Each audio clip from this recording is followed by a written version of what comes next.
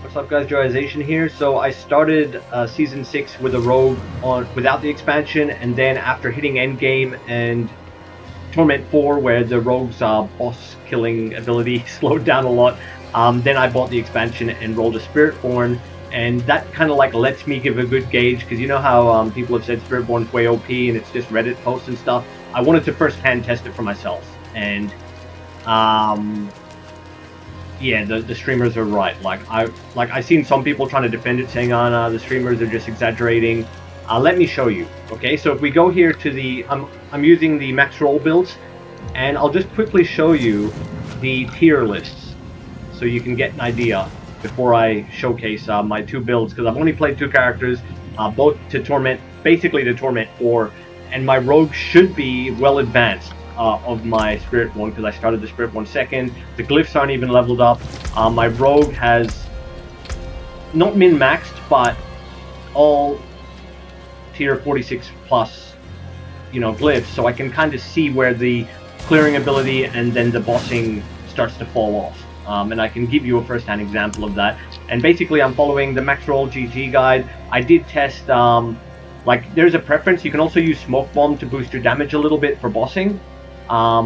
Where is it here? One of these fields. Is it Smoke Bomb? Smoke Grenade? Yeah, enemies hit by Smoke Grenade take 25% times increased damage. But anyway, these are the two main variables when you're going to use this Dance of Knives build, and that's the build I've gone with based on the tier lists, if I can bring up. So for let's just go to endgame pushing, because that kind of like gives you a good idea of where the classes sit on both. And you can see here, Dance of Knives Rogues is one of the bottom S tier, because this is based in order of how strong they are as well. So it's like kind of like this. So yeah, you can see that Source and Necro are the strongest vanilla classes, and then Spiritborn dominates the top. And yeah, just going into this Dance of Knives Rogue, we can also see one more thing. You can go to speed farming, and then the Dance of Knives Rogue is actually up there. It's up there with the Lightning Spirit Source, and surprisingly, because Evade, Spiritborn just got nerfed. Quill is apparently down there, but that's for specifically how fast you can move, and you can kind of mod some of these other builds to move a bit faster. Like you can use a rune combination with teleport for Quill Volley to move faster, and probably for Dance of Knives Rogue too. You could use the right combination of runes to just get a little bit faster movement speed, or clear speed I should say, teleporting go in packs. But then when you go to, like, for example, you're doing a speed run, right? It's speed farming, but you also have to include the bosses. And then once you go into the boss section, you'll actually see that Dance of Knives Rogue falls to tier A, and the sources are still up there, but then Spiritborn's up at the top. So yeah, you can just kind of like see how it balances out. But endgame pushing is more of, gives you the overall picture if you're trying to wonder how do I pick what class to play if you're just starting out, or just, you know, wanting a quick update on the state of Season 6. I would go by this endgame and pit push builds, because it includes bosses. So, you know, if it's a really slow build, then probably lower the tier. But these have decent speed, and you know, these are the faster builds here, and Dance of Knives is actually faster if you're just talking about mobs. But then when you combine bossing with it, which is part of Pit, then you can really see where the tiers stand, and Spiritborn just dominates so hard. So anyway, on the build, like for the Dance of Knives build I'm using, you can actually see on the main page that they've given updates. Shroud of False Death is just been re-enabled with the Evade patch that just dropped the nerfed Spiritborn's Evade build. But you can just see a few notes here. Not really that important. I'm not min-max. I'm kind of using the best of whatever is dropped. I don't have Area of Perdition. I wasn't able to get a Shroud or a Tyraels yet because I gambled, and then saving up for the Runecraft is BS. If you've been wondering about rune crafting, it's at the jeweler and for mythics. And yeah, like, look at this. If you just go to any of these, like say I wanted to craft the Shroud of False Death, you need 6 of each of those specific runes, and I've been filtering through my runes, like because you can recycle runes to reforge them into, like, trying to get the specific ones you want, and the RNG just sucks. Like, I'll show you the RNG, because I've been trying to work on both my Spiritborn and my Rogue Tyrael roll, because Tyraels would work on both builds, so work on Dance of Knives or Spiritborn. Spiritborn Quill. And yeah, so for Tyraels, I've only hit here, and I've been playing like I'm at Paragon 200. And then for the rogue builds specifically, I need some others, and I don't have them either. This is for the rogue build, sorry. Back Cry Moni, and then Q, and yeah, you can just see that like that's the progression I've got. You need 6 of each. So Ja, Q, Gar, and Back Cry Moni, and 6/6. So you know I've got the Resplendent Sparks, but no luck with runes because every time I do the reforge, I end up getting trash, and it's just like trash, and then it gets, you know, I get to 3, and you know I've got like a rune. This is like how I'm doing it. See, I've got like a rune tab. I don't bother carrying them because it makes it harder to kind of organize what you've just got if it all just gets mushed together. And so if I get like a specific rune I need for a craft, it's going to be here, and then if it's not, I just chuck it in with the rest and see if any hit 3 so that I can reforge them. And doing that up to Paragon 200, I have not been able to forge a single mythic that I've wanted using runes. So just to give you that mini explainer. So otherwise, I'm using Doombringer because that was a gamble. I'm using Endariel, that was a random drop doing bossing. And that's it. Like, I'm using some suboptimal pieces, but they're better rolls than what I can craft without farming a lot more. So, you know, attack speed's a major one for this type of build.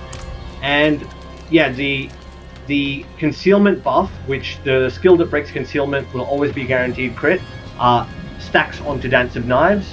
And then the, what's it called? The rune word here, drinking a healing potion, so Yaks Quacks. Your next non-basic skill cast spends all your primary resource and boosts damage up to 100%. So that also works, seeing as Dance of Knives uses combo points, not energy. So we basically pop Dark Shroud for damage per Dark Shroud buff, and then our Shadow Imbue and Concealment. As long as whatever attack skill you use after the Concealment is your Dance of Knives, then that's fine. Like, the order here doesn't matter as much as they try to tell you. Like, if you read the guide, it says that the order matters. It doesn't seem to matter too much to me. You could pop Concealment first and still get away with casting these two because they're not attacks. As long as you're not like auto-attacking or something. And if, while you're spinning, sorry, something, I've got to like remember here what it does. One of the skills, I think it's a skill. Let me check here. So momentum, we need move speed because you need max, like as high possible move speed. So fully buffed, I have 200% move speed. That's probably one of the main criteria for getting this build's uptime for spinning. And then where is it? I'm trying to find it here. Yeah, here we go. Every 30 minutes you travel while channeling. So enhanced Dance of Knives, basically it's self-explanatory. If you can move fast, you will keep replenishing your Dance of Knives so you can unleash spin. And so the main criteria for that is move speed, okay? And then there's like another something somewhere. I don't know if it's in the build.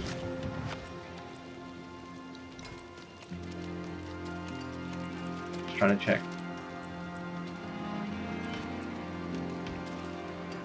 Yeah, each enhanced, it's also part of the skill trees. So having Dark Shroud up, which you want for your damage multiplier, like every Dark Shroud gives you more damage, each active Dark Shroud also gives you more movement speed. So, you know, if I'm at 185, once I pop Dark Shroud, I go to 200. So yeah, other than that, it's pretty basic. I am in Torment 4, so my lightning and cold res are slightly down, but you know, basically try to get your armor and your res up. If you're new, like try to like balance it out with jewels or whatever. And I just want to do a comparison. We'll use Torment 3 because I think most casual players will be hitting around that level if they're starting to build. Like, it's the easiest to kind of like stabilize at and farm at. So we'll do a Torment, a tier 50 pit, and then I'll switch to the Spiritborn, which is less geared, but way more powerful. So I'll just show you my stats real quick. So my Dance of Knives hits for 23k. And when I buff that, it goes into the 100k range. And you can see my attack power and my stats here, like 900 armor, you know, almost 10k life, thanks to, I think it's the Grandfather, 63% maximum life on the lucky roll. And once I pop Dark Shroud, 200% move speed, and then my attack power goes up to 29k. So you can see here on paper, this build looks stronger compared to when I show you my Spiritborn after. So other than that, like you can see here, 54k, and then if I start buffing, so the way these buffs work is you pop them all, and then drink 2 potions to get the rune buff, and the first Dance of Knives it hits will drain all your energy, like that. And then that's how it starts clearing. And the reason I prefer Shadow even for Pit is it's more, I don't notice the difference much, even though Poison does more single target damage. I notice it way more in clearing up to the boss, which matters more to me. So when I want to get up to the boss as fast as possible, I don't think the extra Poison imbued damage is worth losing the clear speed time. Because if I switch to Poison, I can't do it now. But if I switch to Poison, the clear speed leading up to the boss is so much slower. Like you just end up spinning around in a circle for ages, just to kill a pack. While this thing just chain kills packs, like it really gives you fast clear time. And then, you know, spending a little bit of extra time on the boss doesn't make a difference. Your damage is not going to skyrocket from switching. You can see here 153k on the Dance of Knives, and attack speed and min-maxing will boost that. But given I've kind of like farmed more on this character and the gear that I'm wearing, I expected this character to be fairly strong for a while, like compared to the short amount of time I've been farming on my Spiritborn, apart from the fact that Spiritborn gains the Paragon that I've got, you know, once I hit 60. But I'm telling you, like, once I got the base items down for Spiritborn, the boss killing power is like magnitude higher. So we'll just go through all this. Oh, and the other thing is with Shadow Clone, the reason we use that is because it resets all your cooldowns. So when you're spinning, you have to use smooth movements. You can't like do sharp zigzaggy turns, or it will not register 30 meters and you'll lose all your stats. So you have to reset your combo. And every time you reset your combo, you got to do, you know, 2, 3, 4, double pot, and then spin. And make sure your energy, you see your energy drop to 0 for the buffs to be in effect. But then they stay in effect for the whole spin, provided you don't mess it up. And then if you do mess it up, the Shadow Clone is basically it does give a damage boost too, but the Shadow Clone is basically your reset, and especially on bosses, you want to spam your Shadow Clone to get more damage. But for generic clearing, that's how you start the spin, is, you know, the 2, 3, 4 in my cast bar, and then double pot, and yeah. So this is a Pit 50 boss, and I'm going to use the ultimate as well, so double pot, and then start spinning, and you can see it's not bad, it's decent, but that really slows down like once you hit proper torment point. It's just like, you can just tell by when you see the comparison, and this is with full set of 46 glyphs, which isn't great, like they're not 100, they're not min-maxed, but it should give you an idea.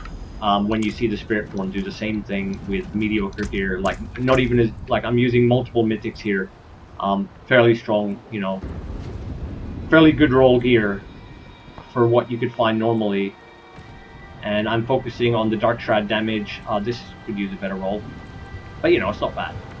And then so the runes are Yaks Quacks, which is the double pot for buffing the Dance of Knives, and then Neo Yom, which works with one of the glyph combinations. So invoking the Druid's Petrify is an ultimate, and it also restores your primary resource, which you want to have ready for if you need to reset. So you don't really need primary resource normally. You can pot while spinning, which can help if you're not sure if you've got your buff up. And then while you're spinning like this, and then you double pot, it will retroactively hit it, but I'm not sure if it buffs the entire duration, or if it just buffs a single attack that way. Like, I'm not sure how the mechanic works. I haven't like bothered testing, because you need to do it in like a more controlled situation. And then if I go into, where is it? Here in glyphs, I think it was one of the final, wherever it is. Where's my final? Is it over here? No witnesses. So this is what works with the Druid glyph. So you're using that Druid glyph, and it your ultimate skills gain an additional 10% damage with ultimate bonus, and grant this to all skills for 10 seconds when cast. So that stacks on top of, or I don't know, multiply stacks, whatever, but that works in conjunction with the Neo Yom Druid Petrify. So you're not only getting your primary resource back, but you're getting a damage buff every time that procs. And I use Neo. The build itself doesn't use Neo. It uses Backyom for 5 meters, but travel 5 meters. But I find that it's not as consistent because normally you're not getting hit that much. You can actually dodge pretty well with Dancing Knives, and those 5 meters only give you like 25. 25. What's it called? Of the resource, whatever it is, and you can see it needs 500 to cast the Druid Petrify, right? Basically, deal damage 3 times without taking, and you know you're throwing knives constantly. You get way more procs of the Yom. So that's what I prefer. But if you're fighting a boss that has lots of AOE damage, then the other one's probably better because you get more consistent casting because you're not getting hit. If you're getting hit a lot, then yeah, it's probably gonna fall off compared to the rune that it recommends, which is Backyom. So yeah, I just wanted to show you that, and then we'll go into my Spiritborn. Like, sorry this is a slow video, like I've got kids in the background screen. My AI noise cancelling mic is blocking them out, but yeah. I'll just quickly see if I can find... Yeah, so Neo's 200 offering for not deal damage after not taking any within 2 seconds, which is really easy to proc as a Dancing Knives rogue. And then the one that they're saying to use is back. I don't know if I've got it back, but I'm pretty sure. Yeah, 50 offering per 5 meters. So you can just like do the math there, how long that might take to charge up.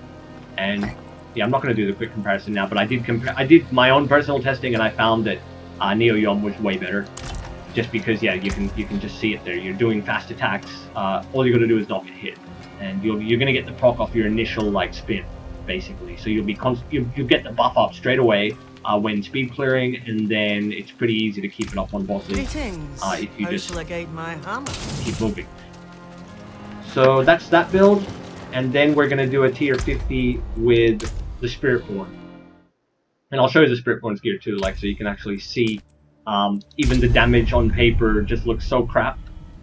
And this is Quill, which I only just finished changing because I was using a hybrid evade, and then after the evade nerf, evade basically is really slow now because you could break the evade cast. You could cancel the cast mid-cast. So while you're using the acceleration, you could just spam it again, and it will just cast it at any point of the evade. Like this was the skill here. At any point of the accelerated Thunder Spike, when you evade, you attack with Thunder Spike, you could basically just spam it. So halfway through an evade, you could cast it again, and it would just keep, like, it would just send you flying faster than a mount, and you could just spam it like crazy to get high damage too. And now it's tied to the standard evade cooldown, which is like this, and then you can cast another one. You know, like it's like on a, yeah, you can't cancel the animation. So it's basically that build is completely screwed now, and you can't even use, like, even if you use the right staff that lets you have unlimited evade, which is Sapphire, you'll have unlimited evade, but it's just slow as heck. So it's pointless. You might as well just use the Hunter and the teleport rune. There's a rune that gives you teleport, and that will increase your speed clear with Quill. So I'm using the standard Quill build as well, Quill Volley Eagle from Max Roll, and just following everything to the letter except for the item progression or the builds. I'm going after the overpower or the pit pushing build, but the generic thing is you start at the bottom and you just work your way through. Like, that's how it should work. You get up to Mythic, and then from Mythic you choose which one you'd prefer, is pit pushing or overpower, which will probably get patched. But pit pushing or overpower, which is stacking resolve stacks to get high damage with Banished Lord's Talisman. And basically, if you have a high amount of primary resource and resource generation, every hit using this will replenish your energy. Like, you'll have like the right combination. You need high maximum resource, and you can see this rod as well gives you a guaranteed critical strike, consuming all your vigor. And so you're using like 2 combinations that after you spend 275, your next is guaranteed overpower with more critical strike, and they basically stack, and you get super high damage. And that's what I'm using. But the standard Mythic version isn't too different. It's just really the chest piece. The main, they're both using, oh no, they're using different armor, different, what's it called, different amulets as well. So this one's more focusing on that combination, but I think they're using the same weapon anyway. Like, the weapon's still really strong even without the amulet combo. And Ring of the Midnight Sun also just helps with your, when you critically strike, regain, you know, as high as possible. If you're going after this build, you want 50%. I've only got, you can see I'm suboptimal, I'm at 41%. Nothing special. And then my other stuff, like I've got a good Yen's Blessing that I found on my rogue, but that's not a crucial mechanic for the build, it's more for the resource and stuff. But yeah, you can see I've only got like a little bit resolve stacks here. I'm using the ancestral part, so this is lower than the mythic. If I had a Tyraels, I would use the Tyraels because it applies to pit pushing as well. So these are the two that you'd be comparing mostly, and then the overpower is just like a bit of extra damage on top of the pit pushing build, as far as I'm aware. And you can also go for overpower with no resolve stacking, and that changes it back to Tyraels. So Tyraels is like an end game if you can get that. But I don't even have that. I'm just using the ancestral weaker item, but it gives a bit more survivability. Okay, so just look at these stats though. I just want to show you that. So 5,000, and then the Quill is 4,600. And, you know, there's no special damage here, and there's not really... It's mainly when I cast Armored Hide to get max resolve stacks, you can see if I get damage. And then we'll go into the same tier 50. And I'll show you both the clear speed and then the boss part is the most important part. You can actually gauge how much stronger Spiritborn class is. And you can even see I don't have, like... I've got a Ring of Starless, which is kind of useless. Like, it's not really necessary at all. And then my weapon is just average too. Like, there's nothing that special on this build. I don't have like the GF or the Undarials or whatever.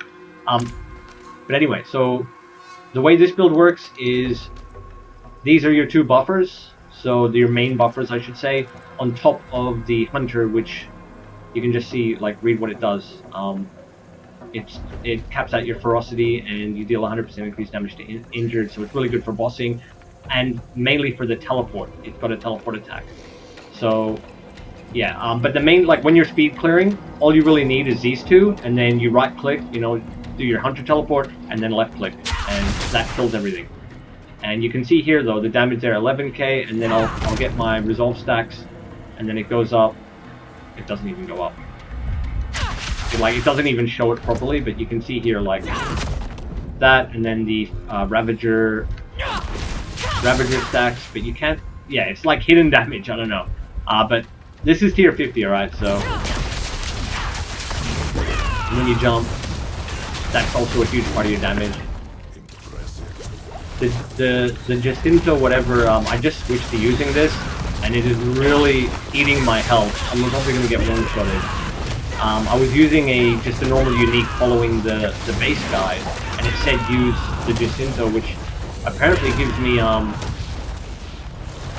barrier instead, but it's scary. I don't like having, like, if you're using all your cooldowns, it basically eats your life to reset your cooldowns, so faster clear, but that's scary, dude. I don't like that. I don't like that at all.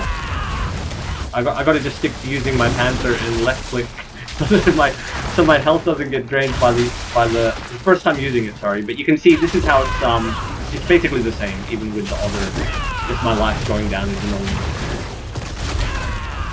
So this is how it clears tier 50. You can see, like, with the buffs and with the Jaguar, the damage goes around 22k, but it's crazy higher than that when you actually get to a boss.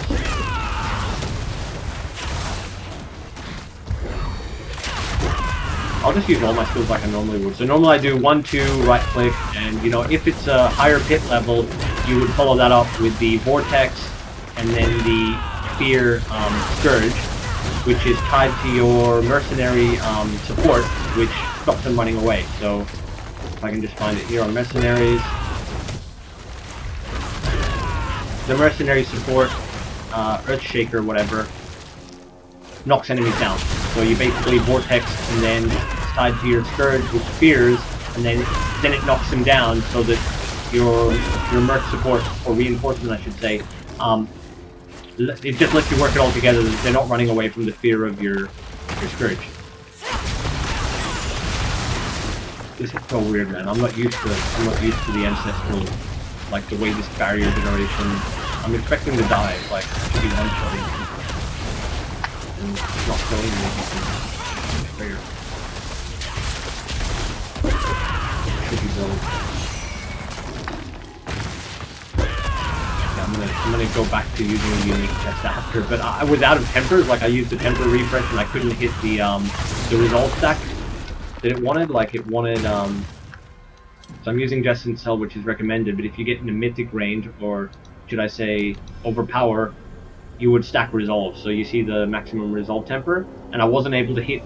It just kept, you know, giving me trash, and then I used the scroll on it, and it wasn't even a 800 power one. It was just like a standard ancestral 750, and so I switched to using this Jessent that I had in my chest, and it sucks. Like, I mean, it's strong, but it's weird how it's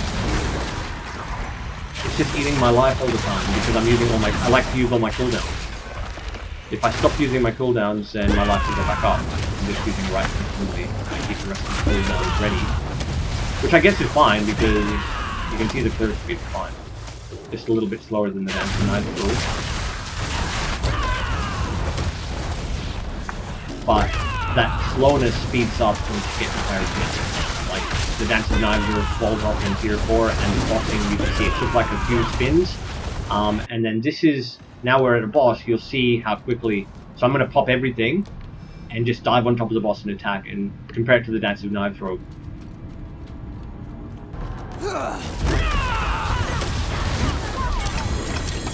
So once I got my, you know, procs, like hit everything, that was a little bit slower than normal because I've been too distracted, but you can see the boss's health drop. It's just different to the rogue. And once you get to like Torment 4, the rogue has to spin around for like, you know, 20 times to kill stuff, and I'm betting that this character won't. And look at the glyphs. So my rogue had full 46, and I haven't even hit 46 on any glyphs yet, which you know that that's a pretty good damage boost, and I'm not even there. And we're dropping bosses. Like, I've had bosses go down before I switched the chest piece. I had bosses go down in like a second as soon as you hit them. So yeah, and that's with like fairly, like nothing's even 800. Like there's just this, you know, this isn't even a damage chest, but and I'm using the wrong pants. That's 800. Okay, those are two 800, but they're not even the right rolls, like the one you should be focused on. Like compared to what you should be running, which is max life and attack speed, and then the Midnight Sun needs to have cooldown reduction, and then yeah, you can just see what you're supposed to have. And my rogue is closer to min-maxed, not even close, but you know, my rogue is more optimized than this, and this is just destroying stuff. And we'll try. I haven't actually pushed into Torment 4 since optimizing this build a bit more, but we'll try. I did beat it on a weaker build though, like before I found more items. I don't have any. I'm just using potion. I just want to see if I can even survive because of this chest piece that I switched to. I don't actually like it. I don't like the way that it drains health to speed up your cooldowns. So every second your active cooldown is drained 10% max life, reduced durations by 3 seconds. That sucks. I didn't need that before. I don't know why it's recommended, but I'm pretty sure it's going to get me killed. Maybe it will help with burst speed, but yeah, look at my life. Like a bit of AoE damage will kill me, unless I keep moving, hitting stuff to replenish it. But I'm guessing if you kill stuff so fast, it doesn't matter. You know, like, but you can see how we just went to tier 65 from 3, and my rogue can do T4. It's just slower.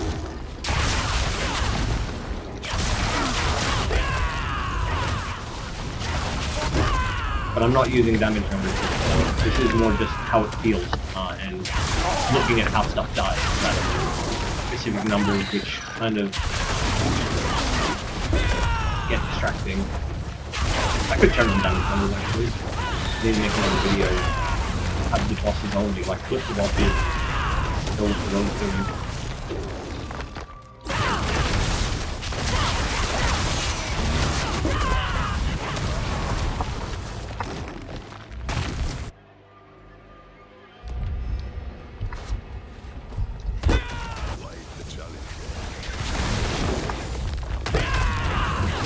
It is good to get the Jaguar like more consistently though. Like I'm getting faster clear speed than what I was getting before switching to speed to this one. Because my cooldowns are off. Weird.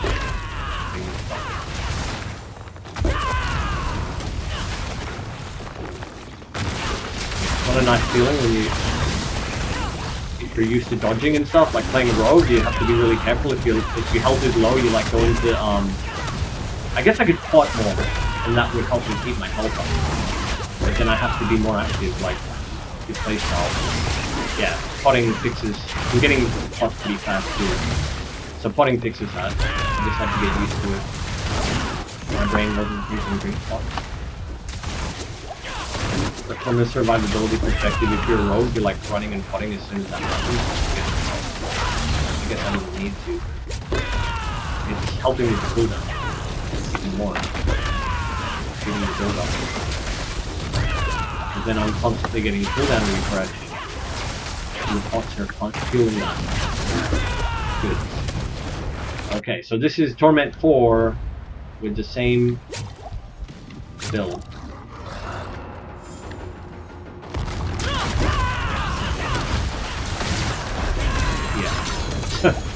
That's crazy. Like, you can't tell by the attack power, but when I first tried Spiritborn, I was thinking, oh, this isn't that strong. And then once I got like an optimized, you know, a bit more, got the proper weapon, and just put a few more of the puzzle pieces together, it wrecks. And I haven't even hit the glyphs yet. So I can farm T4 pit, pretty much. So yeah, I don't know, I just wanted to share that. Like, it's not really anything scientific. I'm not showing the specific damage numbers. I just wanted to more give my anecdotal experience of how it felt going from like a vanilla class to Spiritborn. And I primarily would main a bard if the classes were more balanced. I prefer whirlwind gameplay and I prefer simple gameplay. I did enjoy the Spiritborn evade, like I was using that for a little bit just for farming in the lower tiers, but it was only good up to Torment 3, and then they suddenly nerfed it. So.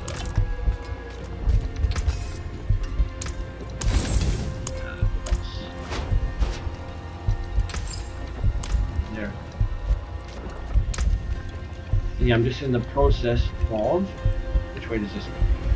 The process of getting those 46 glyph combos, and use the slider. And I'm somewhere around here. So it says 280, but yeah, I just go by what I've already like got that set, and then it highlights in green like what's worth getting. And I haven't. So when I hit 46, then this will give for every 5 decks more damage with Eagle. But then I need survivability because my resists are a tad down once I switch it to. Wait.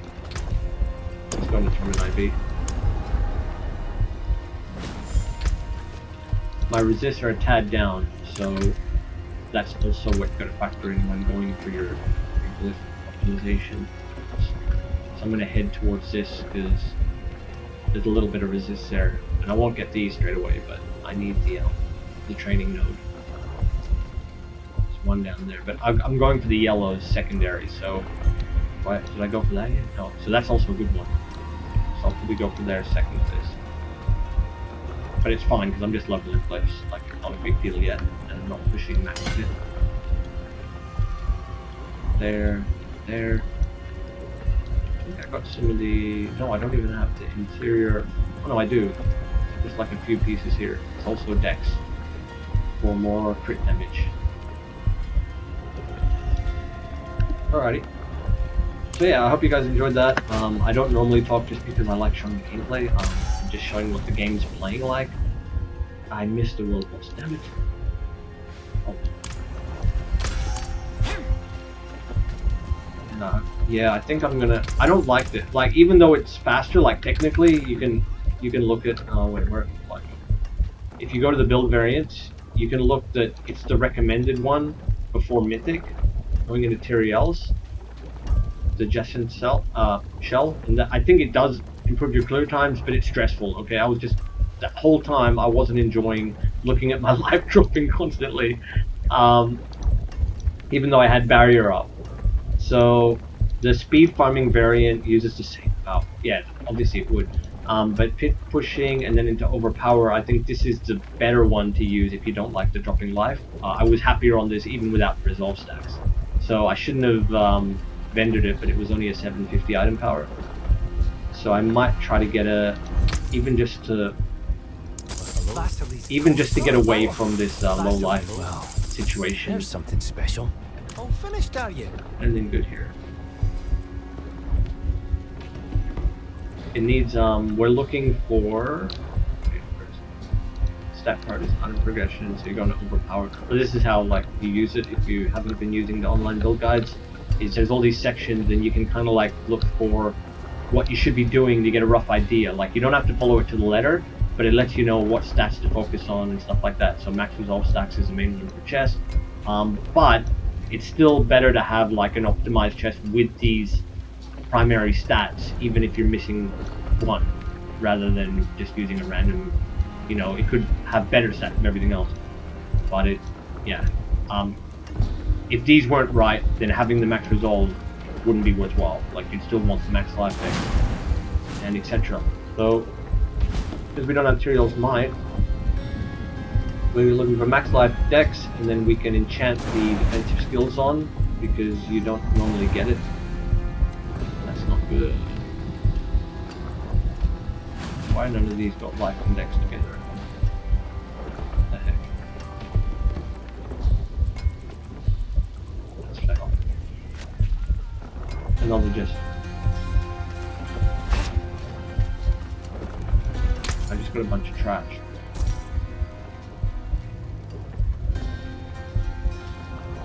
Regeneration.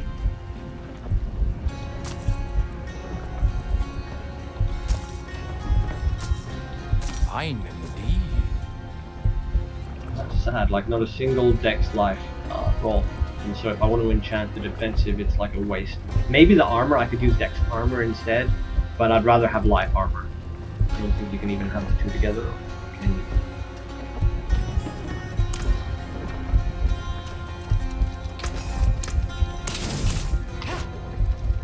Survive, Skosglen, and you'll be the stronger for it. A little bit more. See if I knock out. Well, there's something special. Bigger. One to defensive skills. Aw, lame. Maybe all res you could like sub out for dex, and then just because I could still use a bit more res in this difficulty. Yeah, do the best. I just want to get away from this Jesson, so I don't like it. I don't like it. Soon.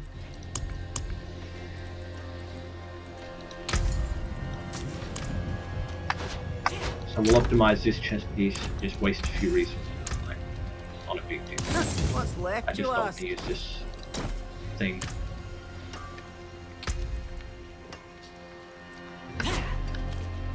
I'll keep it anyway, like just for the sake of it, like to see if my damage or something drops off. And I can still have it in my stash.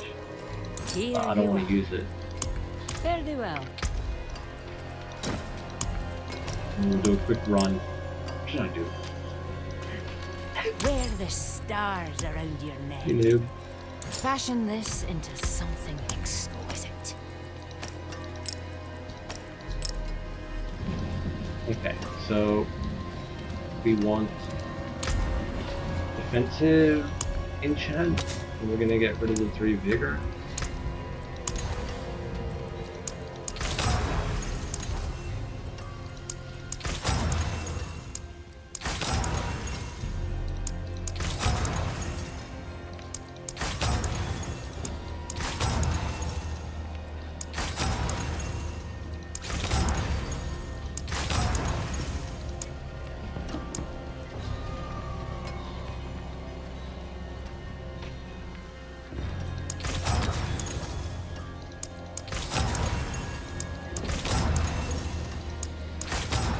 Jeez, look at how quickly that burns my gold. And I can't hit it. So that sucks. Yeah, I don't want to go any more than that. That's so annoying. I hate the way that works, like how it just eats your gold. It shouldn't like get, because of the RNG, it shouldn't burn your gold that quickly. It should scale up slowly, because it takes so many damn rolls to hit certain stats. But oh well, who cares? I just don't want to use the Chipset. So we're just looking for max resolve stacks and barrier generation. And if you go into the build variants, I'm not sure if it'll show you here. No, it doesn't. It was on another guide that like it tells you exactly which one you need to roll. But I'm pretty sure I can find it. So the resolve stacks are Spiritborn resolve. And they're harder to hit. And we want for overpower you want maximum resolve and then barrier generation.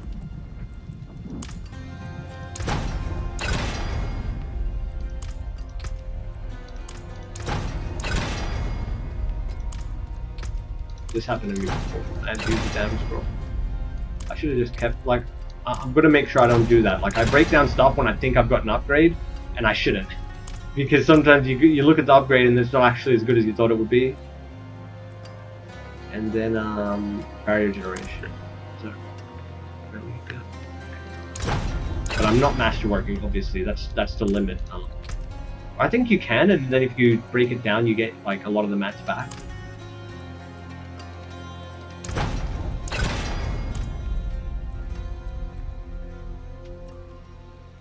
Thorns. That doesn't. I'll keep my forge hot. I don't want to waste Return another soon. scroll because I don't have that many left. Wherever they are. That's amnesia.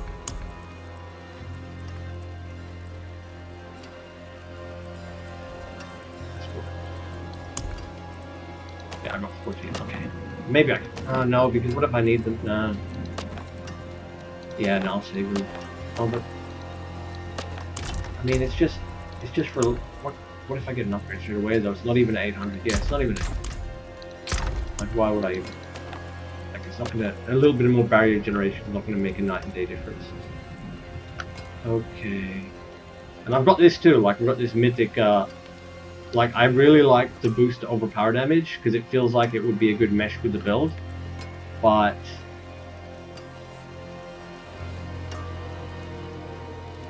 Consumable, bigger, guaranteed crit. Increase critical strike damage for each point of vigor spent this way. So if you do, let's just pretend it's like 199 by 2.2. I'm bad at math.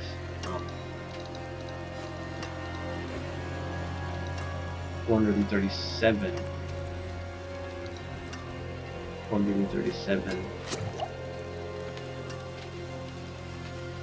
Doesn't seem that good. Oh no, but then 46% chance for 4 skills to hit twice, which could also crit. So 447 plus, there's also 115% there on the normal stat. And then you combine that with, so it's already definitely going to overpower, right? But then this, 675 plus 250 plus 1200 life plus 200 stat. I mean, that just seems like a night and day. I don't know why it's not on there, like, because they've got this there. Oh, it's a max resource, yeah. So the multiplier with this, like the way this talisman works is that you want to get, you want to use 275, like get it as close to every cast is going to be guaranteed overpower and the crit multiplier, and then having more max resources, you can see this 40 max resource there, contributes towards getting this constant overpower cast, or every few attacks you get a big overpower cast with guaranteed crit from here. So they work together. But this one will mark enemies, making them vulnerable, and gives you guaranteed crit and overpower.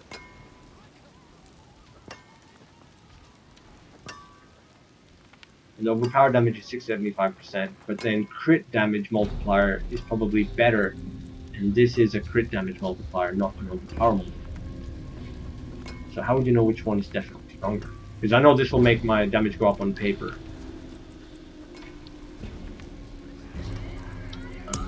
Resolve zone.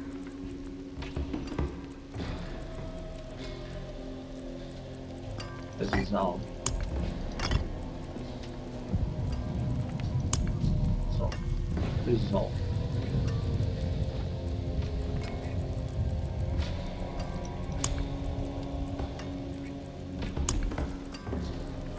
I'll get the paper.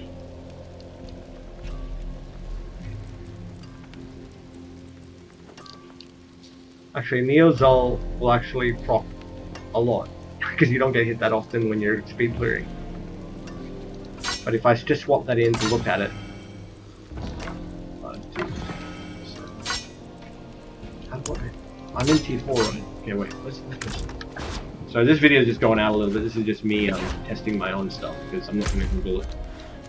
Let's just go to the Torment for area.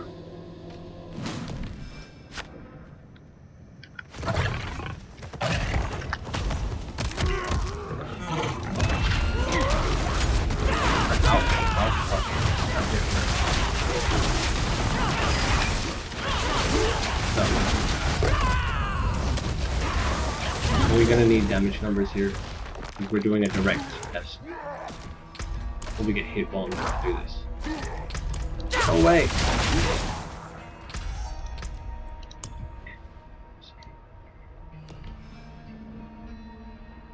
Tell me it's in here.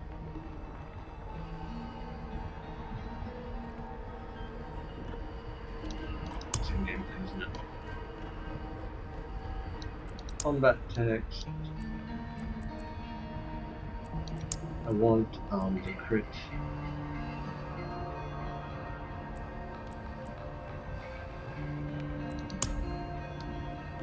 Let's just try that. See what it's like. I haven't used it since starting to play again. It's just good. I appreciate that. Cold rains on the next one. Oh, that's not coffee. What the heck? I can't even see anything.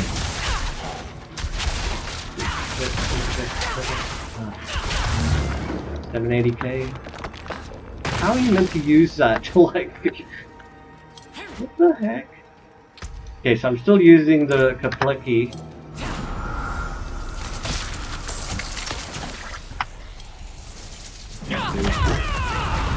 Numbers everywhere. I don't even know. Millions. 22 million. I'm gonna die.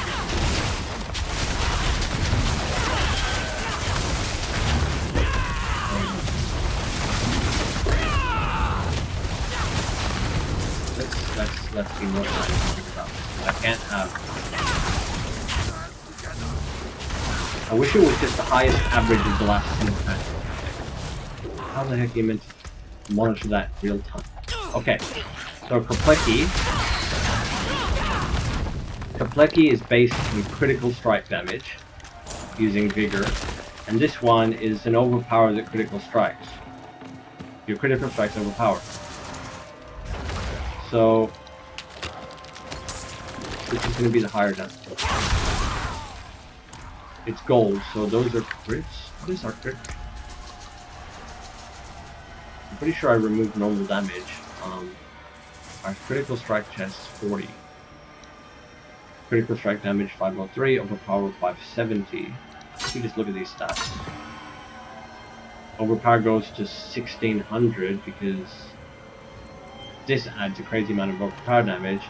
And the critical strike goes to 700, so technically it should be magnitudes better. But we're not using the skill that multiplies the crit with the Vigor and this combination. So let's just see how hard stuff hits. Good box. Yeah, look, stuff's not dying. So is that the power of the deflecting? Hey, look at that. Crap. On paper it looks good. It's mythic. But it's trash. What the heck? Yeah, nothing's dying. There's no more millions. Like, I was seeing 10 million here and there, like the random high million multipliers. There's a couple of millions going in there, but they're not dropping stuff the same way. So that interaction with the other, you know, with the talisman. Look at that. Yeah. Like, the numbers aren't helping, are they? See? So even if, when I had the numbers off, that was the actual gauge. How fast stuff dies was more reliable. So having this combat text off, and then just simply swapping items and hitting stuff, seems to be the better way. And you can see, I'm using all my buffs and stuff taking 10 years to die. Maybe I'm a little bit beefier, like I'm not losing health as quickly from hits because of the health bonus. Yeah, there's nothing's dying. And then back.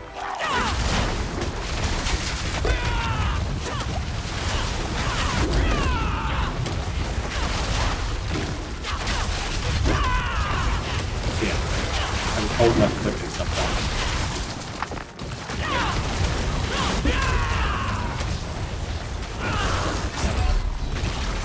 Yeah, I'm not T4 ready for survivability yet with this armor. That's why I was looking at armor when I was crafting that. I'm like, oh, I'll just go with the armor because I know I need it. But if I put skulls into my jewelry, then my gear is still suboptimal, so I'll lose. You know, see, I'm not even at cap resistance. Anyway, my rogue actually has better survivability in T4 open world. And maybe a little bit faster in terms of how fast stuff is dying in this specific situation. But not bossing. My rogue's slower for bossing, but faster for clear because of all the explodes. But he does have better gear, so that's kind of a given.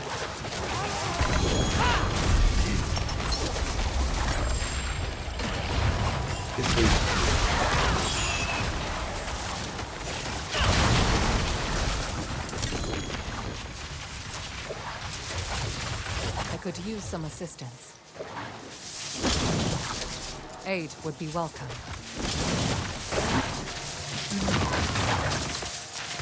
Yeah, so that's kind of sad having, like, that was this was a gamble roll, and I can only use it on Spiritborn, and then yeah, I might as well dismantle it. Unless some special build comes out that can use it, to be effective in that skull.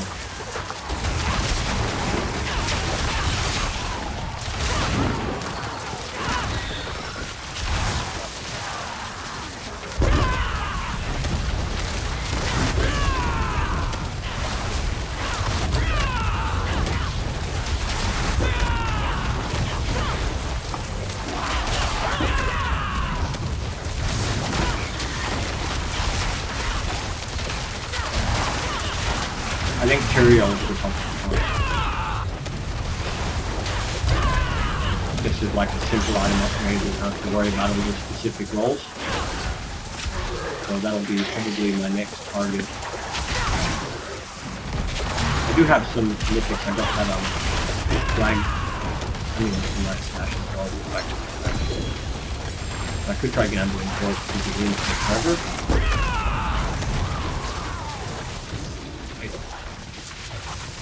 There, boss.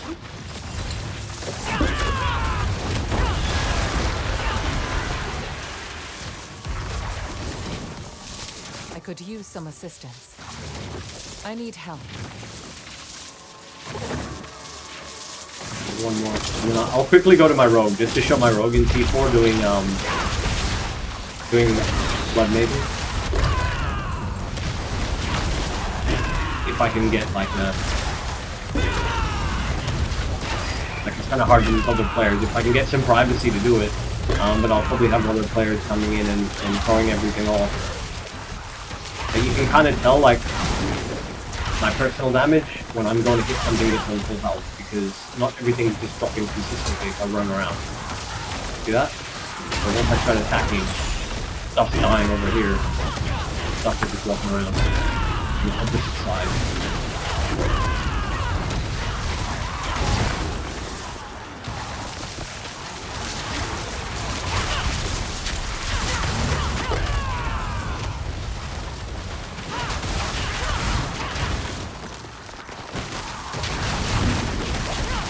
The more accurate, because Bloodbane does go down very fast for you, 2 or 3 people, especially if there's the Spiritborn.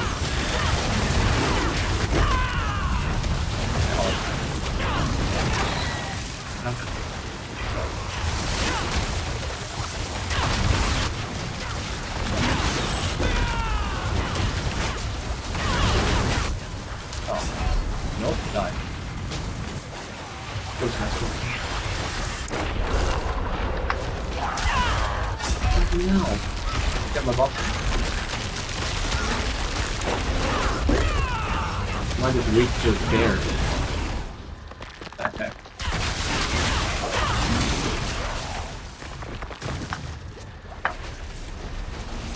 Yeah, my rogue is, because of the gear, running more mythics does give good survivability because the stats are so much higher. I'll show my rogue in T4. Kind of nice for farming, you know, from world, especially, but weak in Citadel where you need boss killing power.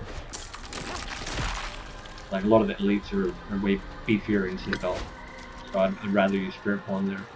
I feel kind of useless when I use my rogue in Citadel actually, because I'll be like spinning trying to kill one of the barrier bosses, and yeah, I can't even damage them.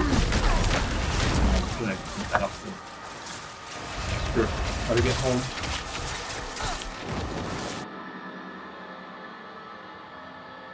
Okay, so I'll use my rogue and go into a T4 maiden area. You can kind of see there's like a weird... It's weird though, because you saw me do the pit 50, right? And definitely stronger boss killing power on the Spiritborn. And then when I go to like do the open world T4, the rogue just has this weird, like, I don't know, when it's not a boss. Okay, so look, the same one's still up.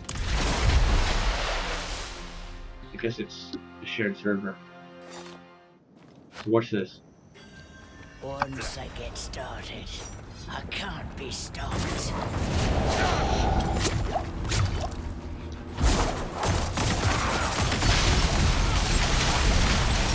I'm pretty sure it just explodes, but the ease of rogue speed clear is higher for sure. Like it is up there on speed clear, just watching that falls down. Yeah, you can see sometimes the damage is not, like it takes a few spins, and I think the Spiritborn could do it faster, but my HP stays higher, and when I pop everything, it feels like a more balanced build. But that's just with, probably because of the mythics. Like I've got more upgraded gear on this character, and the glyphs are upgraded too. So let's go to the boss.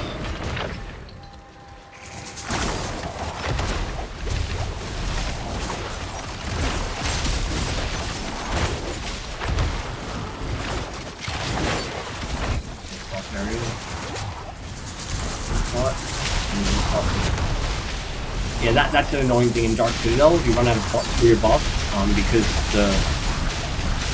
at least in Torment 4, because the mobs are so much beefier, and then because the pots are part of your buff, and there's so many like sharp turns to make. Once you run out of, like, you have to keep resetting, and you run out of pots. If there's no pots around, your damage falls off for a bit, which is kind of annoying.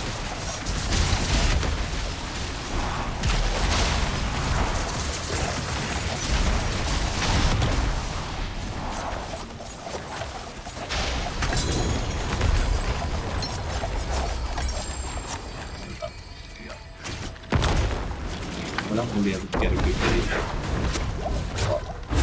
Stuff here. We're dying. See, those bear things got killed like instantly with this build. can tell my buffs are properly affected, properly engaged when stuff starts dropping like that and exploding. But I'm pretty sure it's the explosion that's doing a lot of the damage. But see how my HP is like basically staying full. I could even use my basic attack and I won't do much damage, but my HP. Probably because of the Doombringer, 63% HP. Like, how much does that give me on them at 9k if I take that off? I lose half my HP. But yeah, crazy lifesteal. Like, if you're ever when you're playing this type of build, the rogue build has good lifesteal, and if you ever get stuck, like you're gonna die, you can basically use that to tank for a while. You can use your main attack for tanking.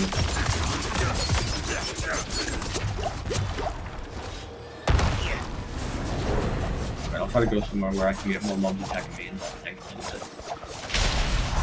Weird being a rogue tank.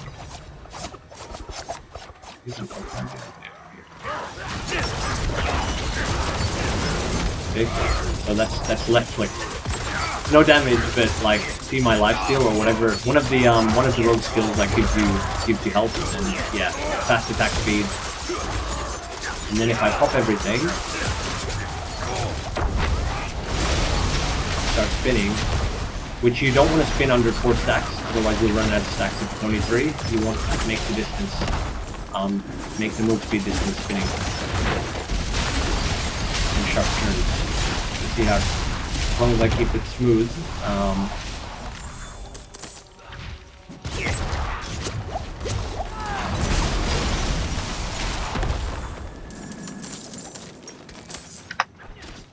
I don't know, I do still enjoy the rogue. Like, I find myself getting bored of the Spiritborn playstyle, and I'll go back to the rogue just to have a bit of fun doing this. Like, the explosions are really satisfying. It's like a lightning sound. And I'll also show, which is supposed to be the higher single target, how bad it is for speed clear. Which is where, when you're pushing pit, you actually kind of like want a good balance of both. I do not enjoy poison in view for pit pushing. But this is like the main swap. You just swap it between these two, or you can run both. If it's like a hybrid, you switch between them. Like, in the middle of a pit, you'll just switch to using the one that you need. And I'm pretty sure that's what some of the pit builds are using. Like, they'll have both in view available. But you can see here, there's no satisfying explosions. Stuff dies. It's just, it takes more single hits. So when there's like lots of mobs, and no explosions coming from my rune word.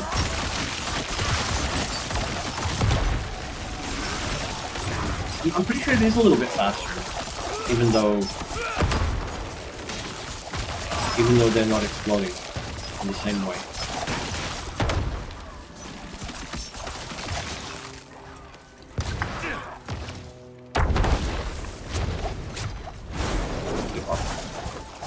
Where's he going? Wait. Active?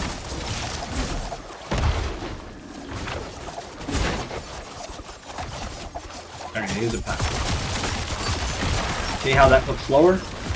There's no explosions going on.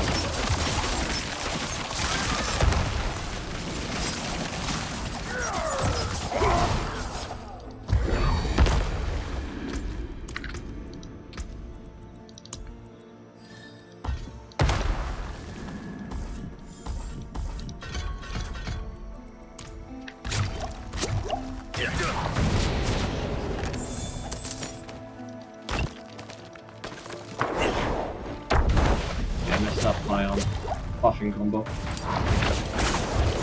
And then the first hit should drain all my energy if I've done it fast. Yeah.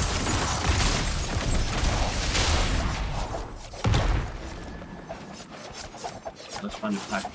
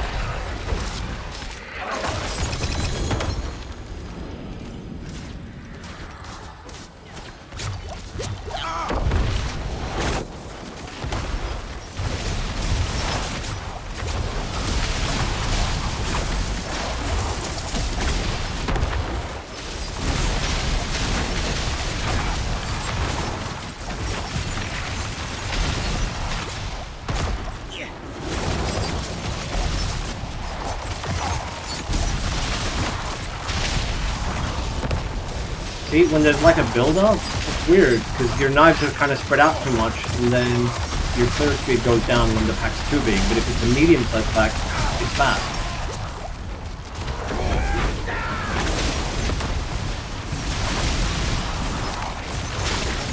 And once the pack thins out a little bit, you'll see them all start dropping together.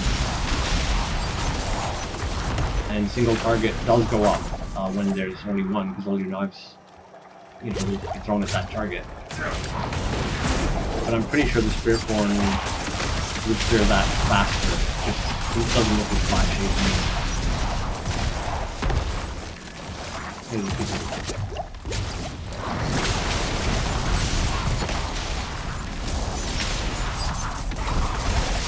Your damage will also go up with dancing knives if there's like a strong target and you get as close as possible, but when you start spinning in too small of a circle, you won't get the distance to keep the stacks up. So you'll see my stacks just run out even when I try to straight down. So you need to kind of like get them fast like that, and then move away and hope that you can, no. So you can see how my stacks run out.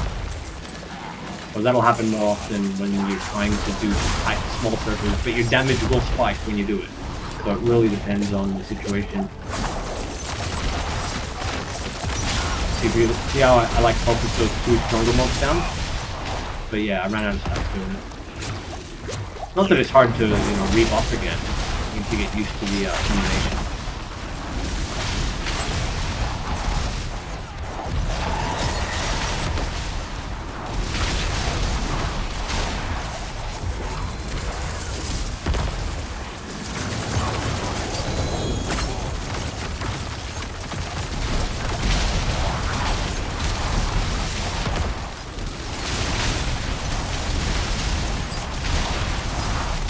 About these explosions, I wish Spiritborn had like a sound effect like that for some of their skills. I find it's like, from everything I've played with Diablo 4 so far, that's my favorite effect and sound is the Shadow and Doom explosion.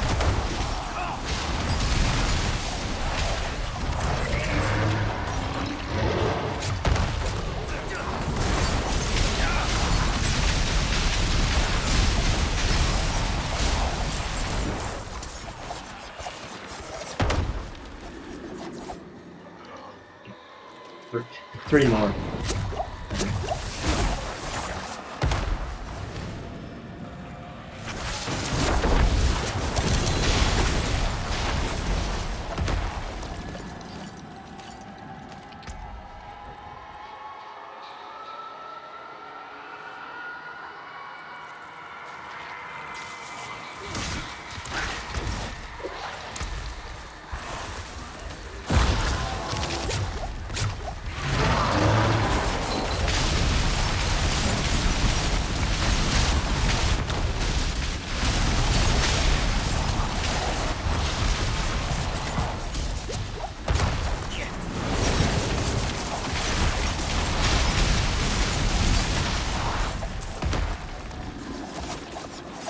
But yeah, I'll try getting my Spiritborn up to the same glyph levels, like at least all 46, so we can have a more fair comparison.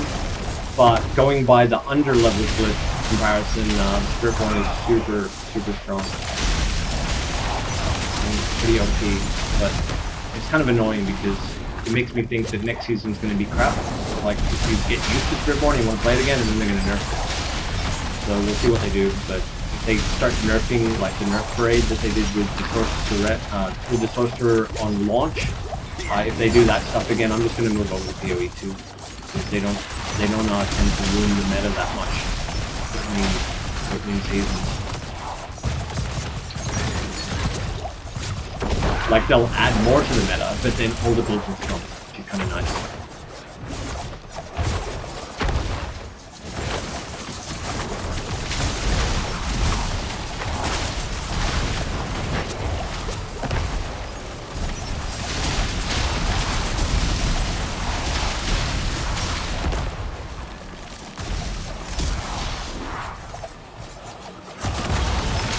I'm getting carried away. Kind of like meditation.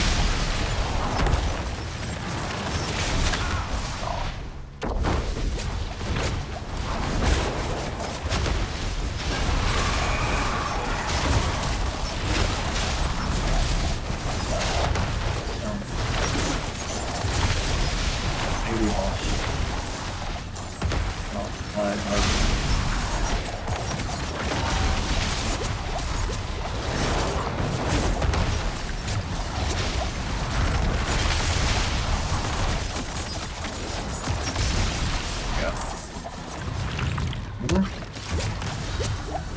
I just want to teleport back.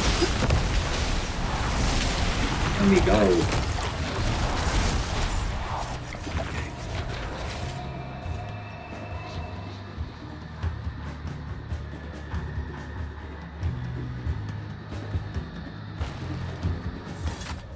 Thank you.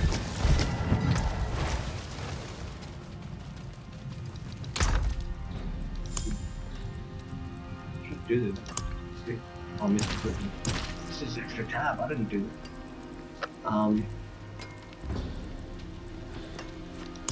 Just keep that because I don't have time to stare at it.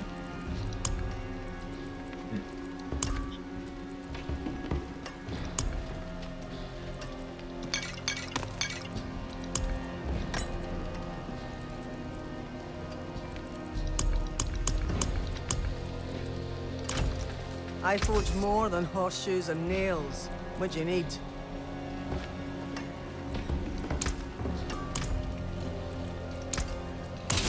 I'll keep my forge hot. Return soon. Yeah, so my Spiritborn just needs a bit more glyph leveling, I think, and then that'll help survivability to get the stats up a bit, and I can focus more on armor, because I think that's probably the reason I'm getting dropped in the current difficulty.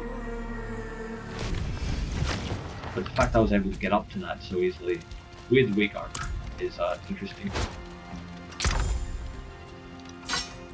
So yeah, I can salvage basically all of these, but I don't want to salvage it. It looks pretty nice, like just having a double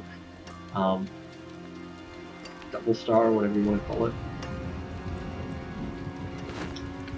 I could just salvage these two, but I don't even need to, because unless I'm gambling for mythics, which could give me more trash, if I save for the glyphs, then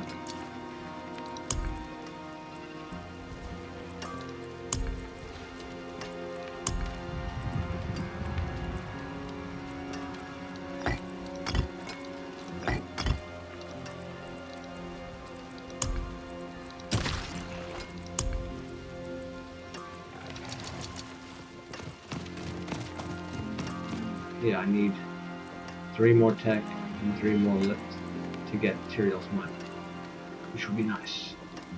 Just as a stepping stone until I can get a better legendary that I can craft.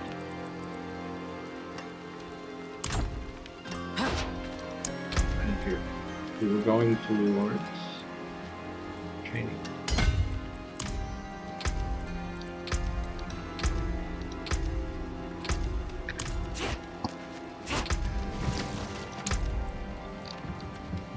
So really, I would probably be better off chucking some skulls in right now, even though I would lose a fair bit of resist. Like, it would be more balanced, but then my armor is really, really low. Which is a problem. How many skulls? If I can craft some.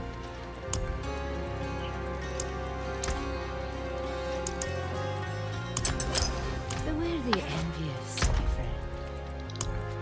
Let's see what this does. This is gonna suck.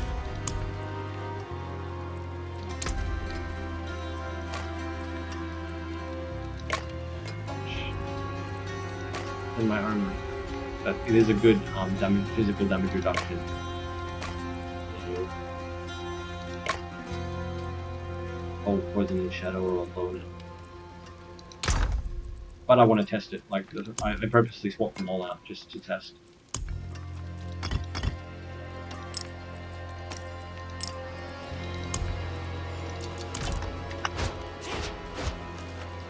Just go back to it's still not changed. I do need to do more farming in what's it called? In Hantu. Because I haven't even got the region progress to get 4 paragon points.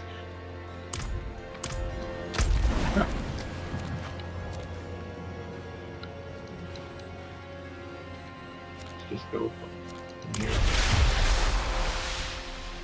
Just do open world Dormant IV. See if I survive now with a bit more armor. Let's cap my armor. Well, okay.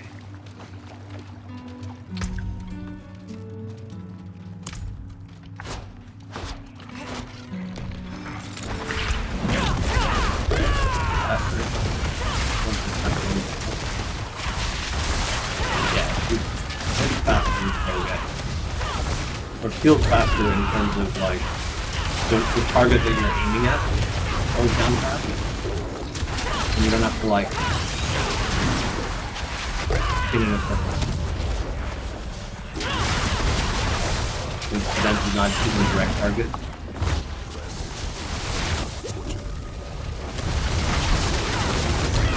Get those big monsters going down so much faster.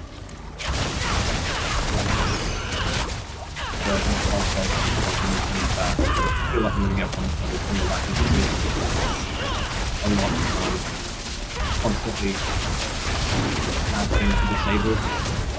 Yeah, there we go. I'm gonna pop it for a bit. On those ranged attacks, I'm pretty sure.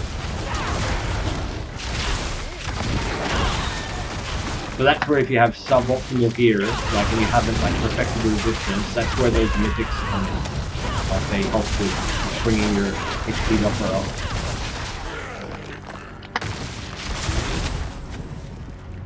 If we look at it.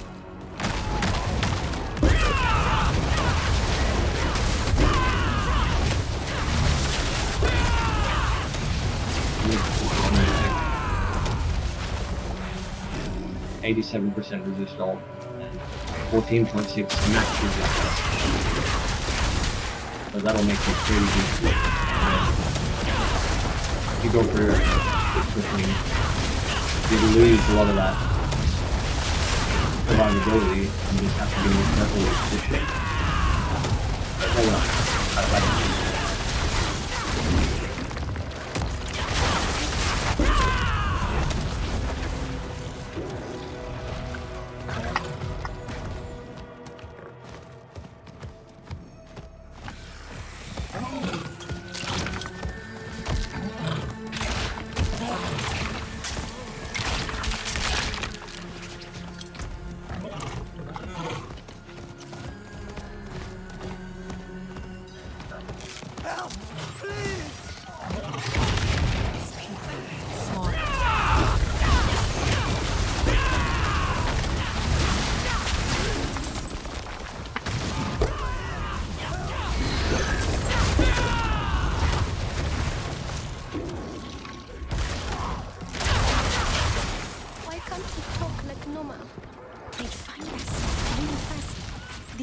Can hear really good. I wish we could communicate as well. They can't hear.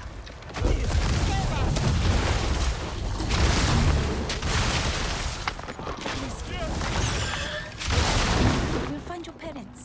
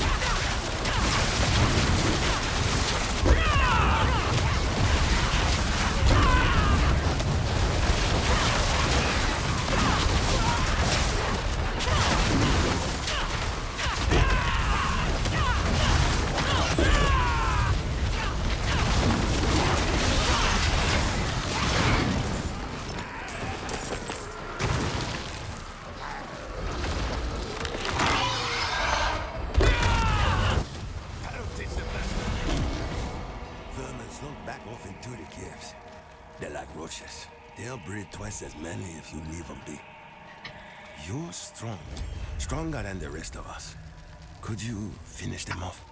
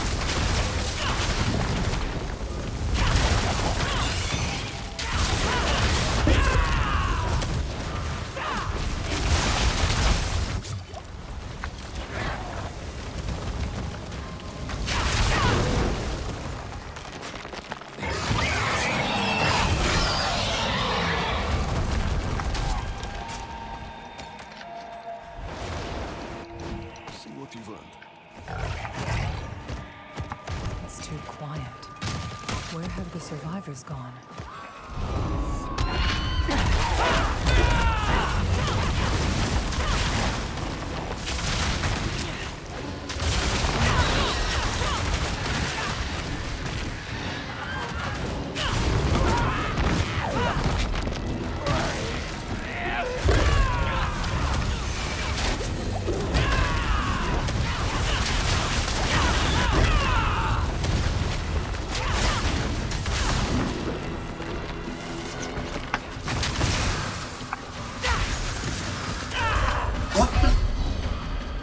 One-shotted.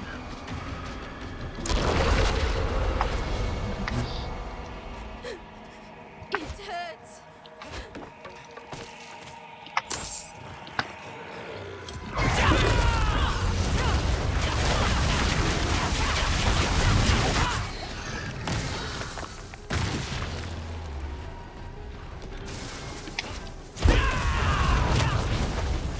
Dude, freaking died with me again.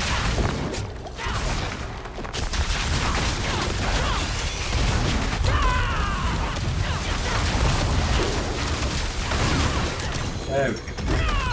Just had to spam. Only more.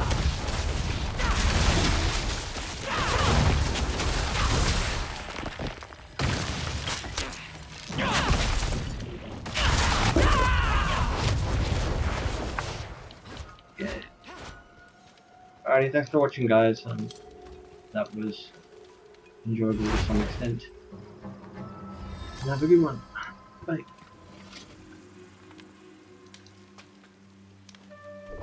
Good.